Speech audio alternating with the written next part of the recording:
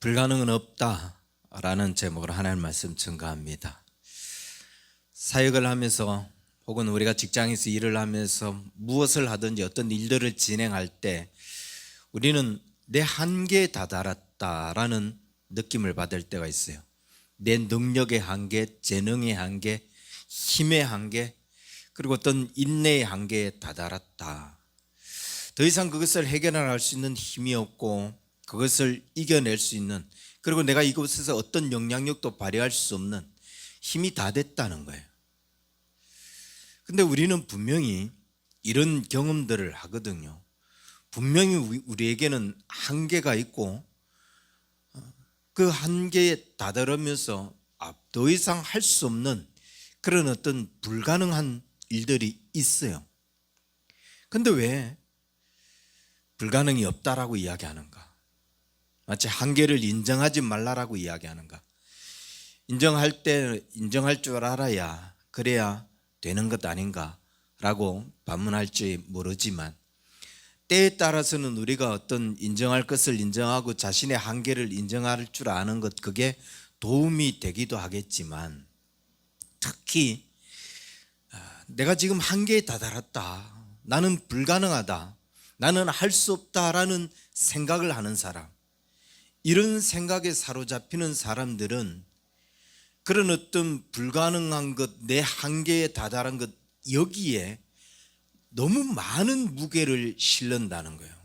무슨 말이냐면은 어떤 어려움에 직면했습니다. 정말 문제에 다다랐어요. 그러면은 먼저 이 사람은 무슨 생각이 나를 더 많이 강하게 지배하고 있냐면, 나는 이 일을 못 해내겠구나, 내 능력 바뀌겠구나, 그런 어떤 자신의 한계를 먼저 생각하고 불가능한 것을 더 많이 생각해서 도전하면 되는데, 어쩌면 도전하면 해낼 수도 있는데 그 생각에 사로잡혀서 도전을 못한다는 거예요. 망설이게 된다는 거예요.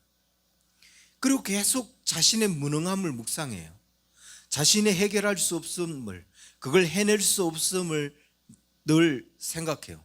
그러다가 망설이고, 그러다 머뭇거리고, 그러면서 기회를 놓치고, 더 나아가서는 나는 무능력하구나, 이런 상태에 빠지게 돼요. 어쩌면 만약 도전했다면 해낼 수 있었을 거예요. 만약 내가 좀 더 노력했다면 그 일들을 이룰 수 있었을 거예요. 그런데 그 기회조차 놓치는 거죠. 망설였기 때문에, 불가능하다고 여겼기 때문에. 하나님은 불가능이 없으신 분이에요. 그리고 우리는 그 하나님을 믿는 자들이에요. 그래서 우리는 한계를 인정하지 말아야 된다는 거예요. 모든 세상의 사람들이 태어나면서 처음부터 잘하고 처음부터 능력 있고 그런 사람 없어요. 다 거기까지 노력하고 거기까지 도전하고 그러면서 왔죠. 우리도 좀 더 노력하고 좀 더 도전하면 가능성이 있겠죠. 그러나 우리는 그보다 더 하나님을 믿잖아요. 능력이 무한하신 그 하나님을 믿으니까 그 하나님을 믿는 믿음으로 한번 그 믿음으로 나아가 보자는 거예요. 도전해 보라는 거예요. 그래서 불가능이 없다라는 말, 한계를 인정하지 말라는 말은 자신의 한계, 자신의 능력, 자신의 불가능한 이런 모습들을 바라보지 말고 하나님을 바라보라는 겁니다. 비록 지금 내가 하고 있는 일이 이제 더 이상 할 수가 없어서 여기서 중단해야만 되고 여기서 그만둬야만 돼요.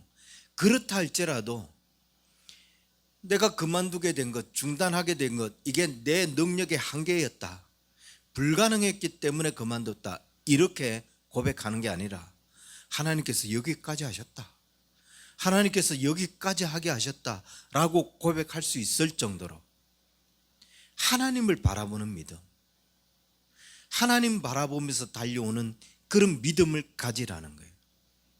왜 이런 믿음이 필요하냐? 왜 이런 생각을 가지고 사는 게 중요하냐? 사실 우리가 지금 이 자리까지 온 것, 지금 여기 위치까지 온 것, 그게 여러분의 노력과 여러분의 어떤 재능과 순수하게 그런 힘, 그런 능력으로만 그 자리에 왔는 건가?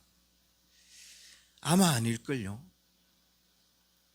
하나님의 도우심, 하나님의 은혜 아니었으면 그 자리에 올 수 없었을 거예요. 정말 하나님의 은혜다라는 고백이 저절로 나올 겁니다. 순수하게 내 능력으로만 온 게 아니라는 거예요. 그래서 하나님을 바라보고 하나님의 도우심으로 살아오는 사람들, 하나님을 인정하는 사람들은 그 자리에 오면서 이건 정말 하나님의 은혜였다 라고 그렇게 감사할 수 있어요. 그리고 앞으로 어떤 어려움들이 닥칠 때 하나님께서 여기까지 오게 하셨는데 또 그 모든 어려움도 그 하나님을 믿고 도전해 보면서 달려갈 수 있는 그런 힘을 가집니다. 그런데 내 한계다, 내 노력으로 여기에 왔다, 이런 사람들, 그런 사람들은 더 큰 어려움이 다가올 때 달려갈 수가 없습니다. 그 문제를 해결할 수 없어요. 내가 여기까지도 어떻게 올라왔는데 저걸 또 해결해야 된다고? 나는 자신 없어.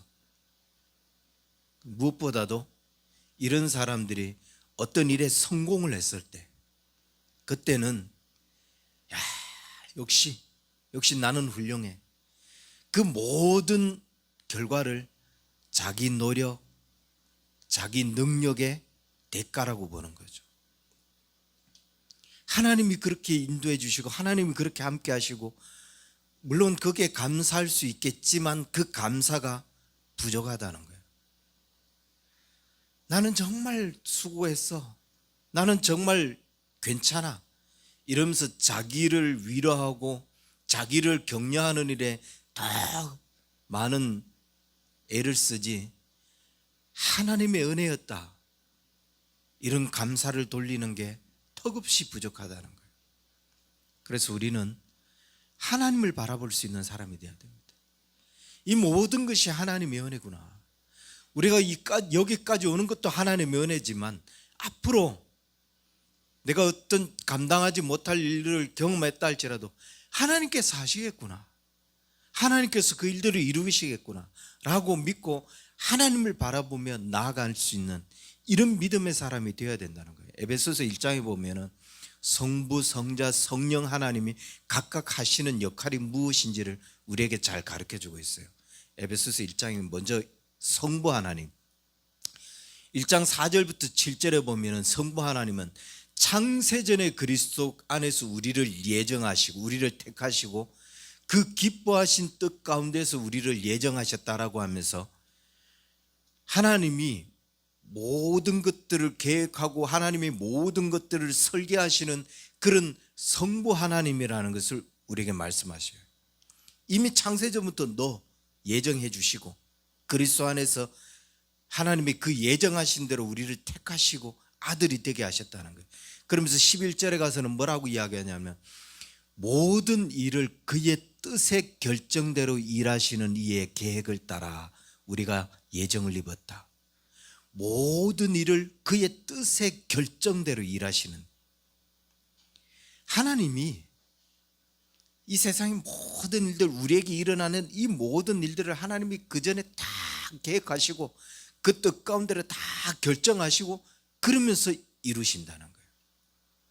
그럼 성자 하나님, 예수님은 어떤 일을 하시는가? 7절과 10절에 보면은 우리 그리스도 안에서 우리가 속량 곧 제사함을 받고 그렇게 된 것이 하늘에 있는 것이나 땅에 있는 모든 것이 다 그리스도 안에서 다 통합되게 하려 함이라. 하나님이 다 계획을 하셨는데 그 계획하신 그 모든 것들을 예수님이 오셔서 다 실행하신다는 거예요. 하나님이 설계해 놓으신 그 모든 것들을 예수님이 이 땅에서 다 우리에게 이루어지도록 전부 실행하신다는 거예요. 그럼 성령 하나님은 뭐 하시죠? 17절부터 19절에 보면 그 성령 하나님은 하나님 아버지께서 우리에게 지혜와 계시의 영을 주셨는데 그 지혜와 계시의 영이 우리로 하여금 하나님을 알게 하시고 하나님이 우리를 부르신 그 부르심의 소명이 뭔지를 알게 하시고 성도가 누릴 수 있는 기업이 무엇인지를 알게 하고 하나님이 주신 그 힘의 위력으로 우리가 은혜를 덧입고 나아갈 때 그 힘의 능력들이 우리의 삶에 어떻게 베풀어지는지 그걸 알게 하시고, 무슨 말이냐면 하나님이 다 계획하시고 예수님은 그것들 다 실행하셨을 뿐만 아니라 성령님은 우리한테 그게 어떻게 적용되는지, 우리에게 그게 어떻게 나타나는지 다 적용하는 그런 일들을 하신다는 거예요. 그렇다면 한 가지, 궁극적으로 우리에게 일어나는 이 모든 일들은 어디에서 결정이 난다? 설계하시는 하나님, 계획하시는 하나님 안에서 다 결정이 난다는 거죠. 나에게 무슨 일이 이루어질까? 이 일이 어떻게 될 것인가? 그걸 알기 위해서, 그걸 묻기 위해서 어디에다 물으면 된다? 하나님께 여쭤보면 된다는 거예요. 그래서 우리는 하나님 바라보면 되는 거예요. 그 하나님 바라보면서 나아가면 일들이 어떻게 이루어질지 하나님 계획 속에 다 있는데, 이 일들이 어떻게 결정날지 하나님 계획 속에 다 있기 때문에 하나님 바라보고 나아가면 된다는 거예요. 모든 믿음의 출발은 하나님을 바라보는 것, 하나님을 믿는 것에서 시작이 되는 거예요. 우리 일상에서 일어나는 이 모든 일들, 우리의 그 모든 계획도 하나님으로부터 시작하는 거예요. 그래서 우리는 하나님 믿는 것에서부터 시작하면 되는 거예요. 우리가 알아야 될 게, 내가 하는 이 일이 이게 어떻게 되지? 이게 잘 될까 못 될까? 이거 아는 게 중요한 게 아니에요. 우리가 알아야 될 것은 하나님을 아는 거예요. 그 하나님 신뢰하고 그 하나님 바라보고. 왜? 그 하나님의 계획 속에 다 있기 때문에. 그 하나님 아는 게 중요한 거예요. 그 하나님 믿고 나가면 되는 거죠. 그래서 하나님이 허락하신 곳까지 가면 돼요. 어디서 멈출까? 뭐가 궁금해요? 하나님이 허락하신 곳까지 나가고 하나님이 멈추게 하신 곳까지 가서 멈추면 되죠. 근데 많은 사람들은 어려움에 부딪히고 문제에 부딪히고 한계에 부딪히면 그 하나님을 바라보는 게 아니라 자기를 분석하죠. 나에겐 이 일을 감당할 능력이 없구나. 준비가 안 됐구나. 너무 한계가 있구나. 나는 정말 이 일을 끝까지 갈 수 없겠구나. 그 능력의 한계가 있는 자기를 분석한들 뭐가 나오겠어요? 어떤 결과가 도출되겠어요?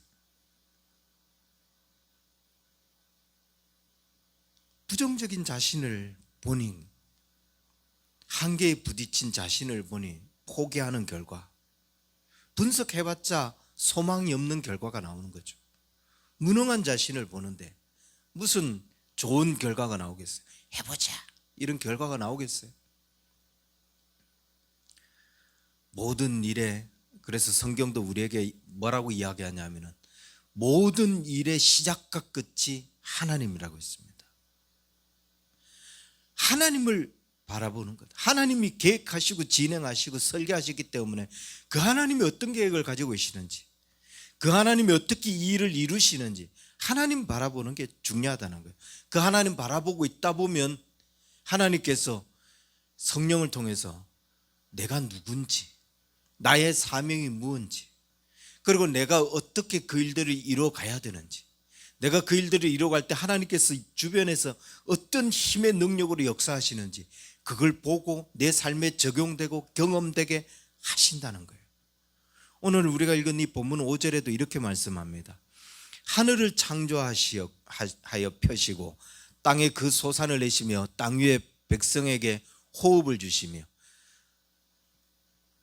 땅에 행하는 자에게 영을 주시는 하나님 여호와께서 이같이 말씀하시되, 무슨 말이냐면은 여호와 하나님, 그 하나님이 어떤 하나님이라고? 그 하나님은 창조주 하나님이라는 거예요. 하나님은 창조주 하나님으로서 열매도 맺게 하시고 우리에게 호흡도 주시는 분이라. 그리고 성령을 부어주시는 하나님이라고 묘사하고 있어요. 다시 말하면 모든 것의 시작이 어디다? 하나님이다. 그 하나님께서 창조 시작하셨고, 그 하나님께서 열매 맺게 하시고, 그 하나님 때문에 호흡, 숨쉬게 하신다는 거예요. 내 삶의 모든 시작은 하나님입니다.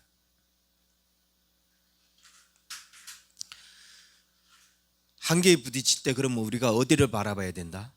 자기 능력, 자기 문제, 자신의 어떤 인생을 바라보는 게 아니라 하나님을 바라봐라. 그럴 때 두려움도 생기지 않고 한계에 다다랐다라고 하는 절망감, 망설임도 하지 아니하고 하나님을 바라보면서 문제를 뛰어넘는, 그 하나님께서 열매 맺게 하시고, 그 하나님께서 호흡도 숨도 쉬게 하시고, 없는 거에서 무에서 유를 창조하시는 그 하나님, 하나님께는 한계가 없잖아요. 한계가 없으신 그 하나님을 바라보라는 거예요. 내 인생의 문제도, 내 삶의 문제도 그 하나님을 바라볼 때 불가능이 없는 그런 삶을 살 수 있게 된다는 거예요. 이스라엘 백성들이 어려움에 빠질 때마다 성경은 이렇게 있어요. 너의 창조주 하나님을 바라보라고. 문제에서 시달려서 고통당할 때마다 어떻게 해야 되냐? 너의 창조주 하나님을 바라보라고 했어요. 그리고 시편 기자들은 계속해서 그 창조주 하나님을 바라보면서 그 하나님을 찬양하는 그런 찬양들을 올립니다. 아브라함이 나이 90이 되었어요. 그런데도 자식이 없어요. 그런데 그런 아브라함을 향해서 하나님께서 뭐라고 이야기했죠? 처음 가나안을 출발할 때도 그랬어요. 내가 너에게 지시할 땅으로 가면 네 민족에 너를 하여금 큰 민족을 이루겠다. 내 자손이 바다의 모래처럼 하늘의 별처럼 많게 할 거다. 근데 지금 자기 나이를 보니까 이건 의학적으로 이제 불가능하거든요. 자녀를 보기 힘들게 됐거든요. 능력의 한계에 다다랐거든요. 그런데도 하나님께서 뭐라고 말씀하시죠? 창세기 15장 5절에 보면은 그를 이끌고 밖으로 나가 이르되 하늘을 우러러 봐라. 무뼈를 셀 수 있는지 봐라. 또 그에게 이르되 내 자손이 이와 같으리라. 이건 한계다. 이건 더 이상 안 된다 라고 생각하는데 따라 나와 하늘을 봐. 그러면서 저 많은 무수한 별들, 저거 누가 만들었냐? 저 궁창에 빼곡한 저 별들 셀 수 있냐? 저 불가능한 일들 하나님이 이루셨는데 네 인생의 문제, 네 나이의 문제 하나 해결하지 못하겠느냐? 네 후세의 문제 하나 해결하지 못하겠느냐? 네 자손이 이와 같으리라. 불가능한 가운데서도 네 자손이 이렇게 무수히 많으리라. 우리가 인생의 문제 앞에 놓였을 때 벌벌 떨 필요가 없다는 거예요. 어떤 어려움 앞에 놓였을 때 이건 안 될 거다 두려워하고 절망할 필요가 없다는 거예요. 하나님께 집중하고 하나님을 바라보고 자신의 한계, 자신의 문제를 바라보지 말라는 거예요. 하나님을 바라볼 때 불가능이 없으신 그 하나님이 내 인생을 어디까지 설계하셨는지, 내 인생의 계획을 어디까지 진행하셨는지 어떻게 알아요? 그 하나님 바라보면서 그냥 믿음으로 나아가면 되는 거죠. 우리 딸이 1학년 들어가서 통계 프로그램을 접해보지도 않았는데 그걸 보니까 길을 잘못 들은 것 같다, 너무 어려운 것 같다. 근데 한 학기 지나면서 재밌네, 할만하네 그러다고요. 근데 이제는 너무 재밌다, 이거 비전이 있다, 소망이 있다, 끝까지 가보자 이런 말들을 합니다. 인생에 직면하는 문제에 놓였을 때 우리가 그렇게 나아가야 됩니다. 당장 우리가 해결을 하지 못하니까 불안해요. 한계에 다다른 것처럼 그렇게 생각해요. 근데 여러분 시간만 조금만 흘러보세요. 그 일이 언제 해결됐는지도 모를 정도로 나에게 그걸 해결할 수 있는 능력이 있어서 이런 생각조차 들지 않을 정도로 자연스럽게 우리가 벽처럼 느꼈던 그 문제들이 해결되어져 갔습니다. 그래서 한계에 다다를 때마다, 문제에 다다를 때마다 조금 더 멀리 보자는 거예요. 당장 그 문제 앞에서 당장 그걸 해결하지 못하고 벌벌 떠는 자기 자신 때문에 더 도전하고 더 앞으로 나아갈 수 있음에도 불구하고 주저하고 망설이지 말고 조금 더 멀리 하나님을 바라보자는 거예요. 몽골 사람 시력이 평균이 기본이 2.9래요. 우리 사람들은 아주 시력 테스트 할 때 아주 제일 높게 나온 데가 2.0이잖아요. 근데 몽골 사람들은 기본 가진 시력이 2.9래요. 그리고 시력이 좀 좋다라고 하는 사람은 7.0까지 나오는데, 이게 어느 정도냐? 우리가 안경을 쓰고 해도 저 끝에 사람이 오는지 안 오는지 잘 안 보여요. 저게 사람이지 무슨 간판인지 몰라요. 그런데 몽골 사람은 저기 사람이 오네? 그걸 기본적으로 알고 있어요. 우리는 이게 간판인지 뭔지도 모르는데 2.0 시력으로 간판인지 뭔지도 모르는데 저기 사람이 오네. 이게 2.9의 기본 시력을 가지고 있는 사람이고, 7.0이 오면 야야 저기 너 엄마가 오는데 너 그렇게 뻔히 쳐다보지 말고 빨리 와서 짐 들고 가래. 짐 받아 달래. 그게 7.0 시력이에요. 그 사람이 누군지까지 보고 뭐라고 지금 말하고 있는 것까지 보는. 왜 이렇게 이 사람들이 시력이 좋은가? 우리가 눈이 필요하면 눈을 감으라고 그러죠. 그게 눈을 쉬게 해주는 게 아니에요. 눈을 쉬는 거는 푸른 초원들을 많이 보고 멀리 바라보는 거예요. 여러분 한번 멀리 바라보세요. 눈이 필요할 때 멀리 바라보면 눈이 시원함을 느껴요. 좀 문제만 바라보고 당장 앞만 바라보고 그렇게 해서 막 두려워하고 절망하고 이거 어떻게 하나 고민하지 말고 멀리, 인생의 큰 멀리를 바라보면서 하나님 바라보면서 나아가라는 거예요. 그럴 때 두려움 없이 나갈 수 있습니다. 시편 121편 1절에 시편 기자는 이렇게 이야기합니다. 내가 산을 향하여 눈을 들리라. 나의 도움이 어디서 올꼬? 나의 도움이 천지를 지으신 여호와에게서로다. 문제를 바라보지 않고 내가 산을 향하여 눈을 들리라. 그러면서 내 도움이 어디서 오지? 그럴 때 그 천지를 지으신 여호와에게서 오는 것을 느낄 수 있었다는 거죠. 좀 멀리 보니까 하나님으로부터 이 도움이 오는구나. 이 문제의 해결은 하나님으로부터 시작이 되는구나. 그걸 바라볼 수 있게 되었다는 거예요. 계속해서 6절은 이렇게 이야기합니다. 나 여호와가 의로운 너를 불렀은즉 내가 내 손을 잡아 너를 보호하며 너를 세워 백성의 언약과 이방의 빛이 되게 하리라. 이 42장 이사야 42장은 이사야가 예수님의 오심을 예언하는 그런 내용이에요. 그래서 지금 오늘 여기서 나 여호와가 의로운 너를 불렀은즉 할 때 이 너가 당신이 아니에요. 이사야가 아니라고요. 내가 아니라고요. 이 너는 예수님이에요. 그러면 그 예수님이 이 땅에 오신 목적, 하나님께서 예수님을 부르신 목적이 두 가지라는 거예요. 왜 부르셨냐? 백성의 언약과 이방의 빛이 되게 하기 위해서. 예수님의 사명은 백성의 언약이 되는 것, 이방의 빛이 되는 게 사명이라는 거예요. 백성의 언약이 뭐예요? 너희가 구원을 받기를 원하느냐? 너희가 택한 하나님의 자녀가 되기를 원하느냐? 하나님의 자녀가 될 수 있는, 백성이 될 수 있는 유일한 방법은 예수님을 통하지 않으면 안 된다. 그걸 백성의 언약으로 삼으신 거예요. 예수님을 통해야만 구원을 받을 수 있다. 다른 방법으로 구원은 없다. 아무리 종교다원주의자들이, 이상한 가르침을 하는 교회들이 다른 교회, 다른 종교에도 구원이 있다라고 하지만 틀렸습니다. 유일한 길은 예수님밖에 없습니다. 그게 백성의 언약으로 정하신 거예요.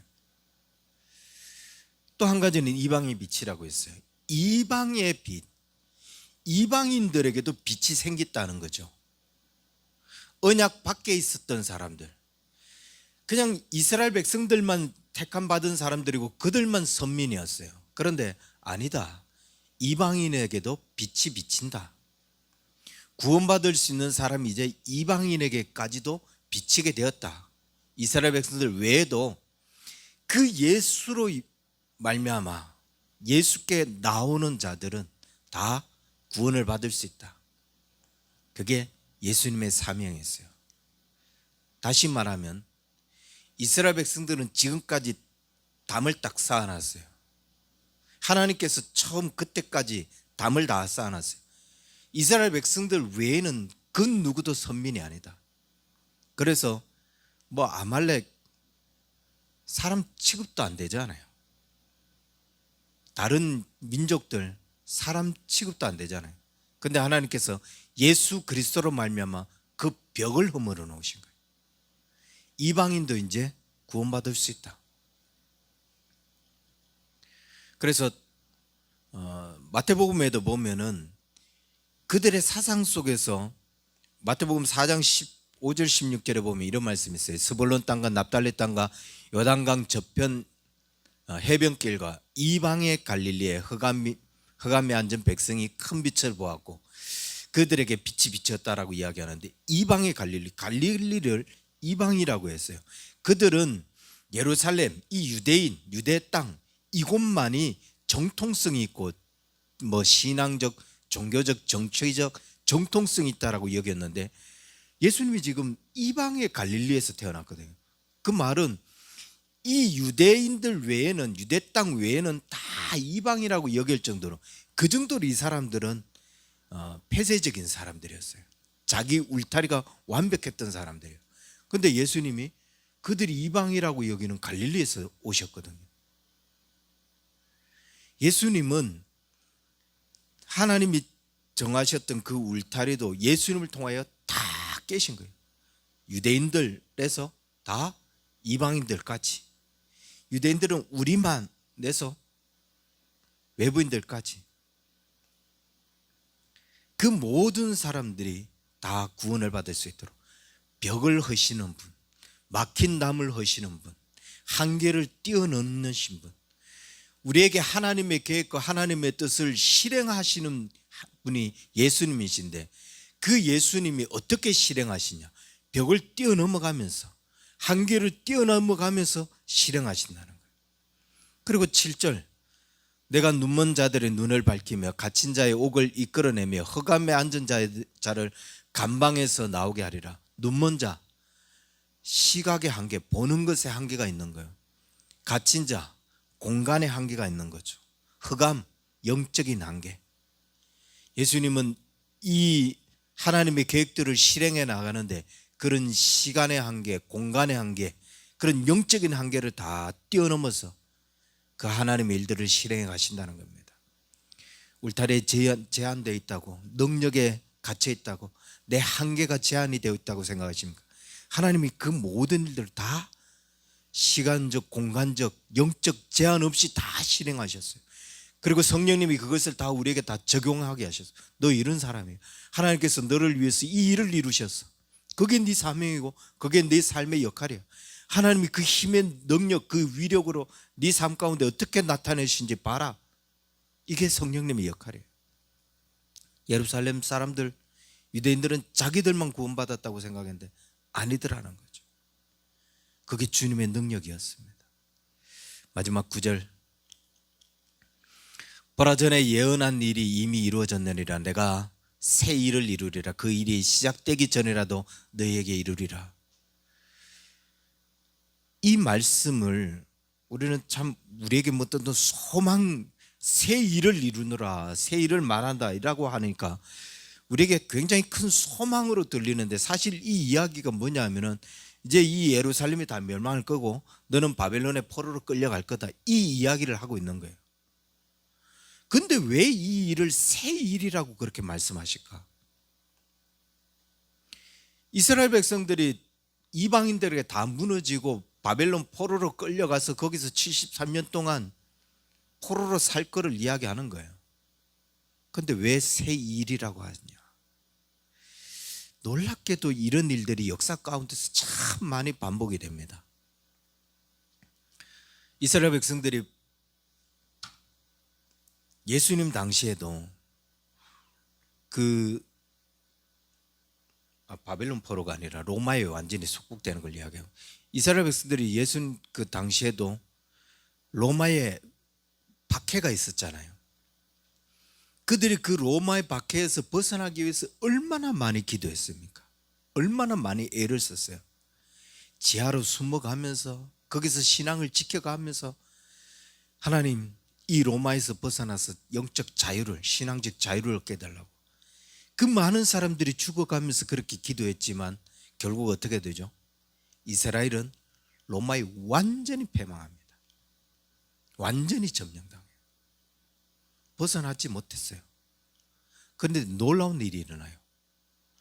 이게 이스라엘 민족이 끝인 줄 알았는데, 다 여기서 끝나는 줄 알았는데, AD 313년 콘스탄티누스가 로마인들에게 기독교는 우리 국교, 로마가 기독교를 자기 국교라고 선포를 해버립니다.